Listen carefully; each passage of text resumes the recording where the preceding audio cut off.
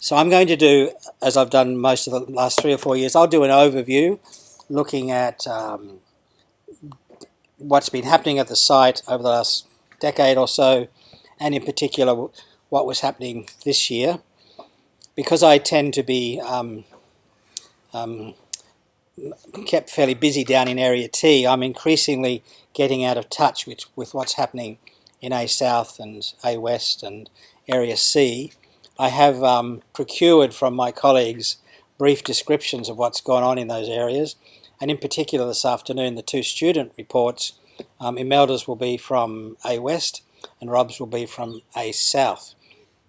In each case they're probably referring to a piece about this big out of those respective areas, but it will mean there's somebody who actually was working in the 2 parts of Area A, and Rob was also in A West at the beginning of the season. So we'll be able to pick that up. So I'll talk generally about the site, and I'll also give an update on what's coming out of Area T, of course, and talk a little bit about future research directions. We'll then segue across to Rob, who'll do a presentation on Bethsaida within the lakeside economy in the relevant period in New Testament, early Roman times. And then we'll take our break, and after the break we'll have the 2 student reports. And I don't mind who goes first. You can work out between yourselves who goes first on that. Okay? You can sort of do the coin dance, whatever. Okay, so that's actually, as it turns out, is a shot, of course, of Area West. So some of you will recognise that straight away. So just a brief reminder about the consortium. The consortium for the Bethsaida Excavation project is a group of about 15 or 16 universities and colleges. At this stage, I think we're the only Australian college, although there are 1 or 2 other Australian entities beginning to be interested, and also Laidlaw College in New Zealand is nibbling around the edges of getting involved. They've also had a person there a couple of times now. So Rummy has been holding court at the orientation day for actually 27, 28 years now, and that's a shot from the first day of the middle session. What was happening in the background, of course, off camera, was that sadly one of our colleagues had a heart attack as he stepped off the bus. So while we were talking to the students and telling them about not being bitten by snakes and so on, there were ambos and doctors and emergency nurse people caring for our colleague who did well in the end and is all back and safe and sound. So the picture on the left doesn't really tell the story of the sort of frenetic activity happening behind us, but you can see some of the worried expressions, as particularly Truman State University kids in the green shirts are looking down to see what's happened to Dr. Apolt, who was having medical care at the time. This is the group from the middle season, and we had about 35 or so people there for that 2-week period. This is what some people would like us to think Bethsaida looked like about 3,000 years ago. It's at least looks like that in the imagination of Rummy and of the artist. Okay, how grand it was, I guess we're still working out, but it does remind us that, at least in one reconstruction of the history of the site, this was a very significant Iron Age city on the northeast perimeter of what the biblical narrative would assign to an even larger kingdom of David and Solomon. But this is not a place that David and Solomon ever conquered. So it helps to put the biblical narrative back into some sort of framework. This is what it looks like today. In fact, that's what it looked like about the middle week of July last year. And if you've got really sharp eyes, down the bottom here where it's got, no, you won't be able to see it because this is not dark enough, that the little exposure there for Area T shows quite clearly the white sandbags from last year's square. So it was before the sun had rotted the bags. In fact, it was in the first week or 2 after digging finished. When we get to see the video clip, you'll get a really good sense of the way the mound relates to the lake. So the story so far is a story about the excavations as a site which in the Arabic is simply called Et Tel, which just means the mound. It was an anonymous mound. There was no local tradition of this particular mound being attached to any ancient name. Okay, in lots of cases the mound has a survival of the ancient name. In this case, there was no living memory connecting that mound with any particular settlement from the past. It's a 20-acre site, which actually makes it a fairly large site in terms of modern Israeli archaeology. The big problem, of course, it's about 2 kilometres from the present shoreline of the Sea of Galilee, and there are all kinds of conversations around that. That's not an unknown phenomenon. It's certainly true for the Tell of Akko, which is a couple of miles from the Mediterranean, and I think it's also true of Troy, because shorelines change over the millennia. Excavations have been going on really since 1988, and I think the initial identification was proposed in 1987 by Rami Arav. If you do get to see some more of the DVD later, Rami talks about the process of deciding which of the potential Bethsaida sites that he would excavate. Initially, the excavations were at the top of the tell, of course. I mean, think about it. You can't really start halfway down. So you start at the highest point, you work your way down. And that also tends to be the wealthier part of any town. People on the hill have nicer homes and better sewerage systems than people who live down the hill. That's true in Ipswich, and it's true in Bethsaida. And that's also because where you will then find, say, the monumental structures, the city gate structures, the storehouses, the chambers, and so on. But as excavations have continued, we're beginning to move further away from the upper city area, and that's particularly the contribution of the Area T dig, which has been going now for 3 seasons. So we have at least 6 levels of occupation. The reason for the 7 is that I think we now have to start factoring in a significant 200 or 300 year occupation in the Mamluk period, immediately after the Crusades. And that, strictly speaking, is level 1, which is medieval and modern, but medieval, of course, just means Muslim, but they don't like saying that word in Israel. Okay, so in terms of the site, that's the location relative to the current shoreline. Zooming in a bit closer, it looks like so, and zooming in even closer than that, you begin to get an area that looks like this, along with our friendly dairy farmer next door, who doesn't like us one little bit. So, and when we look at the DVD, you actually see the escarpment and the profile of the tell much more clearly than is possible to do when you're just kind of looking at the photos. So the major areas of excavation over the last 20 years have been the city gates, which are the crown jewels of the site, the Beit Alani Palace, and they're both Iron Age structures.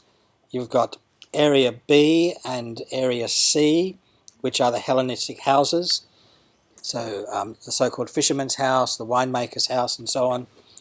These are from the Hellenistic period, when the site is reoccupied in, say, the 4th century BCE. And then the last couple of years we've been digging right down on the bottom, just next to the minefield zone in Area T, which is, of course, closer to the alluvial plain and getting towards the base of the outcrop, of the basalt outcrop. So the stratigraphy is level 1, medieval and modern, level 2, Roman, early Roman, and down to 2nd, 3rd, 4th century Roman, probably abandoned somewhere in the 300s. Hellenistic period, 300 BCE, down to the early Roman. Iron Age 3 Persian, very little evidence of much happening there. As far as we can tell, pretty well unoccupied. And then the more significant structures from Iron Age 2B and 2A, level 5 and level 6. So the summary of all that is that we have a significant Iron Age city, whatever it was called, and whether or not it's the Bethsaida of the New Testament, we have a significant Iron Age city with large city gates, storerooms, chambers, etc. Possibly, culturally, certainly connected with, say, the Aramean culture, and probably the chief city of the kingdom of Geshur, and the Geshurites were simply one subset of Arameans. In the Hellenistic period, you have people moving inland from the Syro-Phoenician coast, from the coast of Lebanon, basically, and taking advantage of this location, the proximity to the lake, to get involved in agriculture and exporting their produce, of course, back to the coast and presumably up to Damascus. We get a change of ethnicity after the Hasmonean conquest, around about 100 BCE, but the Hasmonean settlement and the Hasmonean expansion doesn't really succeed and make a permanent difference until we get to Herod, by which time it's seriously becoming a Jewish area.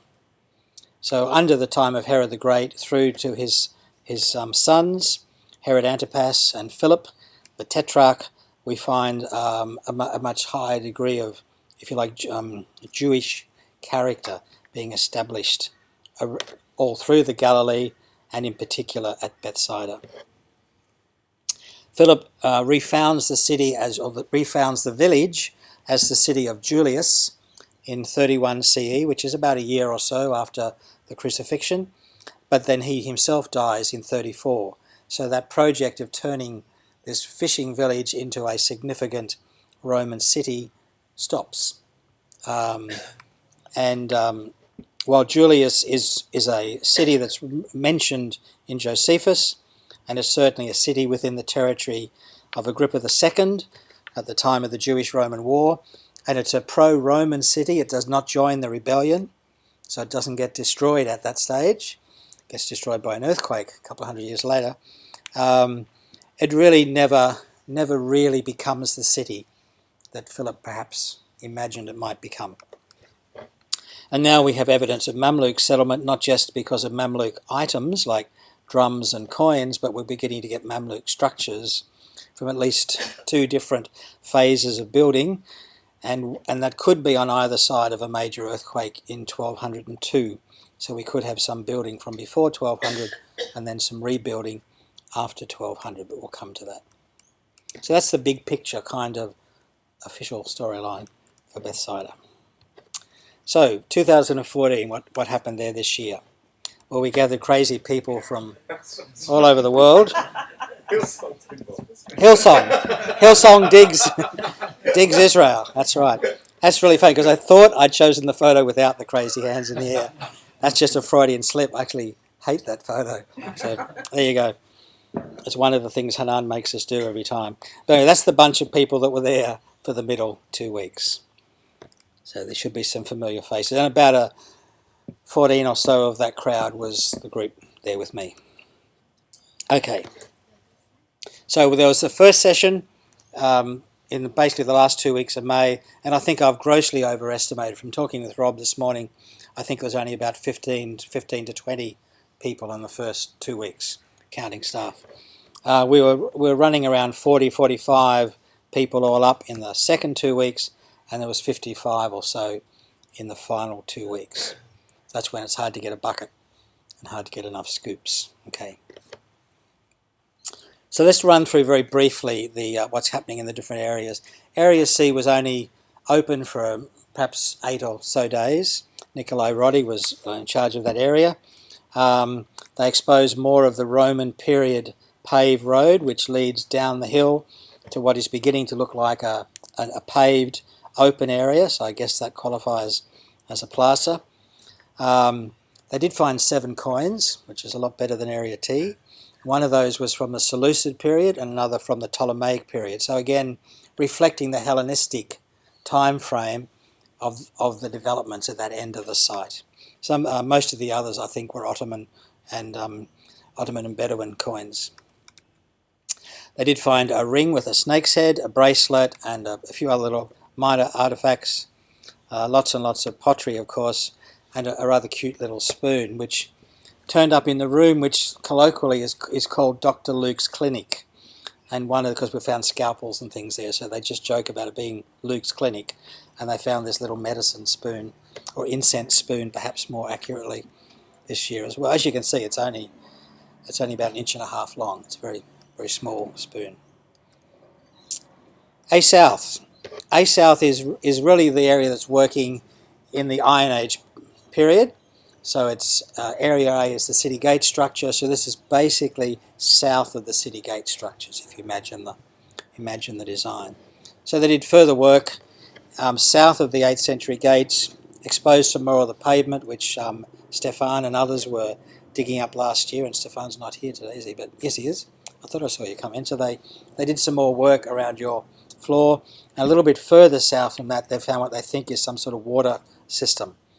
But they've not yet found the level 6 city gates, which of course they're very keen to find. From a report I got yesterday or the day before from Rummy, they're doing some more testing on some of the wheat and other samples that have come out of the storerooms to try and revisit the destruction date for level 6, and from that to postulate the construction date for level 6. And Rummy doesn't like the dates that are coming out of the testing because they would conflict with the dating of David and Solomon in the Old Testament. That suits me just fine.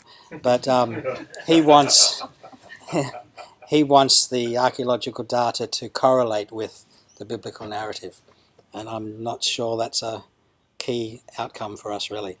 So there's some more testing going on, and we'll get the results of that at the Bethsaida conference in November. Meanwhile, at the western edge of A South, where A South really becomes A West, or vice versa, and that's the area Rob was really working in, at least for part of the 2 weeks, and we'll talk about, I think, shortly. They've exposed more of the level 6 material, so that in effect, I think next year A West and A South will just be A, because really we've really completed the work of what was being done in A West, I think. And what we're looking at there, I guess, is to see to what extent or whereabouts will we find the western wall of the Iron Age city. It has to be somewhere under what is presently A West. And because they're working in the Iron Age area, surprise, surprise, not many coins. Okay, so only one coin, a Roman provincial bronze, turned up in A South. It was picked up by Samantha within a few minutes of stepping onto the site. She's a coin magnet, that girl. And Rob will talk about that area shortly. This is going across to check out some of the area on the very eastern side of A South, and this is the area Rob was doing some work in. You'll see there's some pavement there, which is pavement area from probably from the level 5 floor area, because the rocks they're standing on are the top of level 6. Okay, A West. Basically, Carl has finished the removal of the Roman material. We think we've been excavating a Roman villa and various artefacts which will be consistent with that. Both coins and tools and other things have come out of that area, and basically that part of the project is probably now finished. And increasingly, the people in A West are now into the Iron Age period, which means they should stop finding coins and leave Area T to be the coin king. Even so, they did manage to find 14 of the 26 coins that came out of Bethsaida this year, came out of the Bank of Bethsaida, otherwise known as A West. All but one of those were bronze coins, and I think I've got a couple of pictures in a sec. A number of tombs were excavated, and we can talk about them here in a way we don't do when we're on Facebook. And perhaps the most interesting tomb was a tomb which had a skeleton, a woman buried there with a sword, 2 daggers, and a very elaborate set of beads and necklaces, which when we recovered them and were cleaning them, there were more than 180 beads. So this was somebody buried with a significant number of very nice artefacts. There's also a cylinder seal found by Barry, who some of you will know, and Imelda will talk a bit more about the A West. And I guess the main issue there, which I didn't put in the slide, is that, particularly where Imelda and Graham were working, we were taking out the bulk which left between A West and A South. So a piece of dirt about so wide and maybe 2 metres high, which had been dug down on both sides, that's in the process of being removed so that A South and A West will be one continuous area. And so in doing that, we were finding the bits we were that close to finding at some point in the last few years. This is one of the coins coming out of A West. It's a silver coin minted in Egypt in 1790, but it was in secondary use as part of an ornament. And that's, of course, often the case, hence the hole has been punched through the silver Islamic coin. And this is the coin which has attracted a fair bit of attention, although just this morning I received an email from Rummy to say that as the coins are being cleaned, Orna, the conservator, has discovered that one of the coins is in fact a Crusader coin from this year. I don't yet know which coin, so it's either going to be presumably A West or T. This is a coin which has attracted a fair bit of attention as possibly a Judea captor coin. It's actually not a Judea captor coin. It's simply a coin that has a palm tree on the back, a date palm with two clusters of dates. But the combination of the date cluster and the writing, and the coin is dirty, made it look like the figure of the woman sitting captive under the tree. But once the coin has been cleaned and looked at in fairly high resolution, it's pretty clear that it's not a Judea captor coin, but it is a coin issued by Agrippa II in the year 84-85. And the palm tree is a fairly standard representation. This is the tomb just a metre or so away from where you two guys were working. You can see the structure of the tomb very clearly with the way the stones have been. So these are Bedouin tombs. So the presence of the Bedouin on the tell, which is basically during the Ottoman period, turns out is primarily related to a burial place for their people, and they would dig their way into the tell and create a little space with rocks and place their loved one there. And we're also, as I'll mention in a moment, we're also finding they were harvesting limestone from the top of the hill to make fertiliser, to grow sugarcane down on the coast of the lake. This is before the West Indies and the East Indies became primary sources of sugarcane. So that's the tomb. Once it's been, the remains have been taken out and the tomb has been cleaned, and these are some of the beads being cleaned as part of the process afterwards. And there are literally hundreds of beads. This is Barry with his cylinder seal, and when you push that little cylinder seal across Play-Doh, you get a series of ibis or whatever, some sort of four-legged critter. Okay. Ariel Berman, the Islamic coin specialist who I showed this to, suggested it's a Mitanni seal, but I'm not really sure why there would be Mitanni present, but that was just his initial reaction to that imprint. Now here's a character holding a coin, a lamp, oil lamp. This is Rob with the oil lamp he discovered in A West. That's a more regular photograph of it, and the next one is the same shot but taken with the RTI photographic technique, which involves taking dozens of photographs from slightly different angles using computer generated gear, so you get a much better resolution, much clearer resolution. So that's what it looks like in ordinary camera, and that's how it starts to come up with the RTI photography. And that gives you an idea of the size. So I guess it's about 4 inches long, something like that. It'd be about 80 to 100 mil long, and it gives you the date when it was found and all the rest. And again, that comes out of that period of sort of Hellenistic presence prior to the sort of development of Jewish culture and presence on the site. Then we go down to the village people. Area A South this year, I think, was the Sultanate of Min. I can't remember, and I think Area A West was the Empire of the Sun. So we had the village people because we're excavating a Mamluk village, not because of the other people. So just a quick flashback. I've got two photos from 2012, 2 photos from last year, then half a dozen from this year, so you get a bit of a sense of how things have developed at Area T. So in the background, on top of the hill, you can see the shade cloth over the sifters at A West. So that gives you a sense of our relationship relative to the top of the mound. And we're beginning to pull the weeds to mark out a 5 metre square, which we had identified the previous year, all under the careful supervision of Dr. Carl Savage from Drew University, who's the director of Excavations.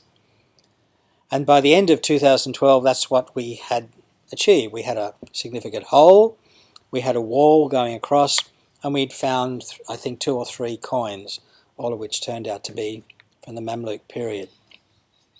And in the process, we had created an interesting pile of sifter soil in a place where we thought we would never, ever want to dig, right? Well, stay tuned. The following year we were back and we dug immediately to the north of the previous year's square. So we marked out the area, we pulled the weeds, we pick up the surface material, and away we go. And by the end of last year, you can see at the top of the screen is the square from 2012, and the main part of the screen is the square we were digging in 2013. And the square itself comes to here, so you've actually got a wall running through here. As it turned out, this bulk, or the edge of our dig, was directly on a wall that intersects with this one, and there's a bulk there, and then the other wall from the year before. Basically, this is one large room. But just with the luck of the draw, as we did our 5 metre square, at points we were bang on the wall, which actually isn't a good thing because then you can't dig it out. And at other points, the bulk is in the middle. So that's where we got to by the end of last year. So we came back, and so when we started this year, this is about day 1 or day 2. That's the year before, that's last year, and this is our 10 metre by 4 metre square. Okay, which of course was not a square, but had we gone 5 metres by 5 metres, we'd have been digging up the walking path that goes through the park. So we chose to do this space. Forgetting, of course, just where we'd put all that sifter soil in the previous couple of years. So we're digging away, and within a day or two it was quite clear we not only had our walls here from last year, but we'd managed to put our piece of string very, very close to a surviving piece of wall from 1,000 years ago. So that was rather neat. Unfortunately, it didn't line up with the other wall, but this bit here did. So we begin to get a set of structures running underneath and another set of structures cutting across the top. So one level of building and then another level of building at a higher point. There's always somebody in every group who's keen to be photographed, and Lauren was that person this time round. That's the larger crew that were there. This is when we had some of the folk from Sabeel in Nazareth down to work with us for the dig. Okay. Just use the button on the computer, really. All right, so these are some of the faces from the final 2 weeks when I was only there for the last day and a half just to count the coins and see what they'd done in my playpen. So, and unfortunately, this will look better on the video than it does on the screen, but you get a sense of different folk working on the dig. One of the things we discovered reasonably early in the middle part of the session was that not only did we have 2 rooms adjoining each other, but we had the doorway joining them as well. Okay, and Nicole, who's a Charles Sturt student from Newcastle Diocese but studying through Canberra, she's sitting on part of the door structure there and the other side of the door here, and these are quite well formed stones, and we're in the process of digging out that passageway. You get another shot of it here, and there you've got the actual the carved hole in the floor where a doorpost would have gone in to swing the door. So we've actually got some of the door structure that adjoin for the 2 rooms that adjoin each other. We don't know exactly what the significance of the carving on the top of this stone was. It's possibly a simple press to press some vegetables and catch the juice, but it's not a deeply carved wine press kind of situation. So we don't quite know the significance. Some people suggested it was actually a tourist map of the Sea of Galilee with the Jordan River flowing in the top, and it would have had a sign saying, "You are here." But I don't think they did that in the Mamluk period. Oops. Amongst the things we found in this area, as also the last 2 years, were lots and lots of iron nails, iron spikes. And just a heads up, in the background, there's the wall running through that we discovered, and you can also see the outline of a pit, a kiln pit, which has been created in that upper corner by people perhaps a couple of 100 years ago. This is the pit itself. So they've destroyed part of wall 1204, and they've created a pit which they've used as a kiln to melt down lime. And once we discovered this, we began to put together one possible part of the story of the site. One reason Carl is not finding much limestone up in A West is that my boys went and collected it all and burnt it during the Ottoman Empire to make fertiliser. And of course they were using the timber as fuel, which is why we find Roman nails, because they're burning the Roman structures which were made of timber. They're melting down the limestone to make fertiliser, and they're Bedouins who are smoking Ottoman smoking pipes, which we find dozens of in this area as well. So it means we can date this whole process to after the spread of tobacco smoking from the Central Americas through to Europe and to the Middle East. So we're talking probably 19th century for this activity. Again, this is looking from the bottom of last year. This is our largest square from last year.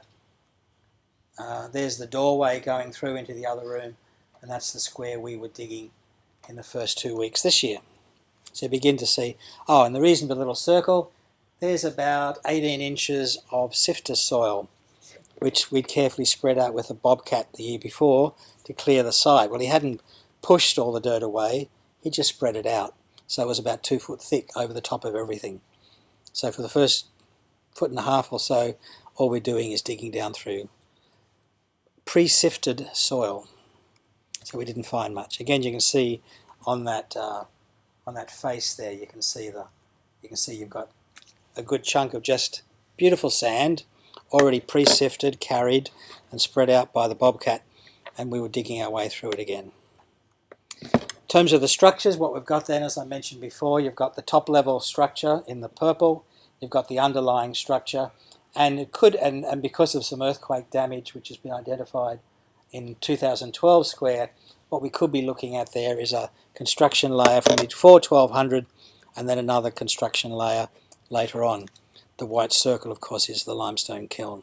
So just very quickly, in the final 2 weeks, I'd gone off with my group to play the tourist in Jordan and then to go to St George's College in Jerusalem, and we left a few rocks for the people to shift, and so that's what those guys are doing, using block and tackle. You might know Natalie, and Natalie got the find of the year in terms of area T. She's uncovered the top of a Doric capital, or a Doric column. You see it in situ there, and another shot of it there. Now, it would have been fantastic had we found the rest of the column. Okay, so all we have at this stage is the top, and it's only 1/3 of the capital. Okay, so we will keep looking.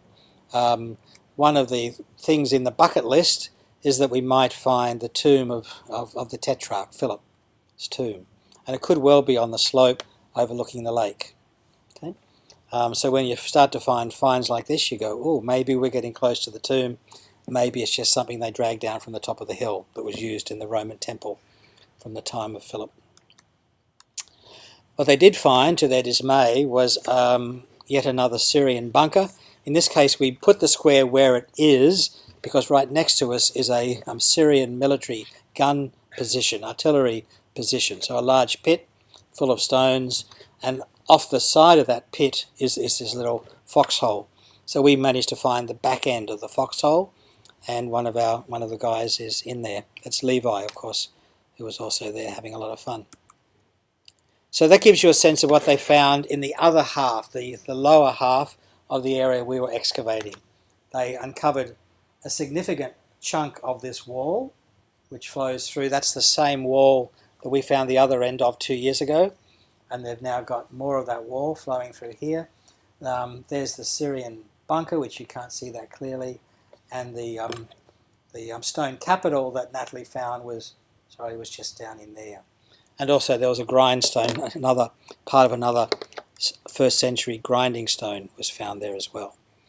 Another shot at that way, that's looking from the bottom end, the continuation of the walls. There's a fair bit of depth there. It's about 1.2 metres has been exposed, and that's the area where we were working on during the previous 2 weeks.